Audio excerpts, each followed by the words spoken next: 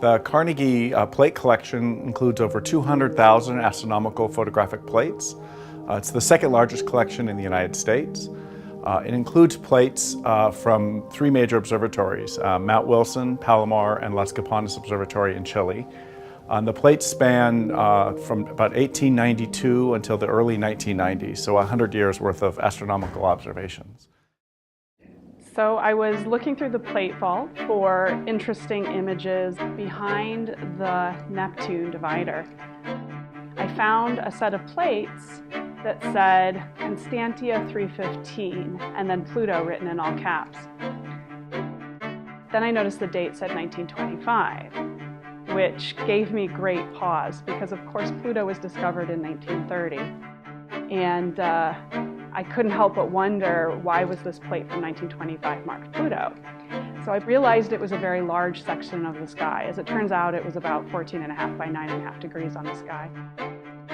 There was a lot of markings in one corner.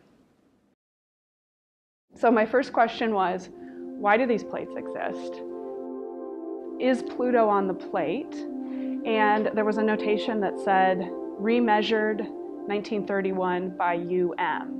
So who is UM? So my next step was to figure out if Pluto existed on the plates.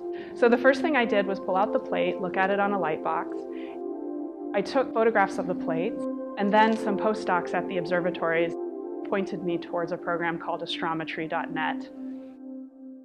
I was able to send my photograph through. It does pattern matching, and it tells me exactly where it is on the sky. And I was able to use another program to figure out exactly where Pluto existed on the sky from everything we know today. Now the question was, could we see it? Was it an actual measurement? We also compared it against images with Aladdin and the Digitized Sky Survey to make sure we were in the right portion of the sky. And sure enough, we saw a lovely little smudge. And so we believe this was a Pluto detection. So now I had the other side of the story, which is the historical significance of the plates. So I looked on the archive, which is an online repository of astronomical papers, and found a paper in 1931 that was published by Gustav Stromberg and Nicholas U. Mayall. So I discovered who UM was. It said that they had, after the discovery of Pluto, found plates that had Pluto on them and gave their exact coordinates. I then compared their measurements to my modern-day measurements using our digitized capabilities, and it turns out their measurements were spot on. And so we knew for sure that we have a detection of Pluto on plates about 5 years before Pluto was discovered. What's really remarkable to me was how the astronomers were able to extract very precise measurements from the photographic plates.